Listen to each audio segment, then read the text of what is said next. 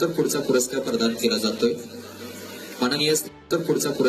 केला जातोय माननीय श्री निलेश दशरथ शेंडगे राज्यस्तरीय उमा क्षेत्रातील गौरव पुरस्कार।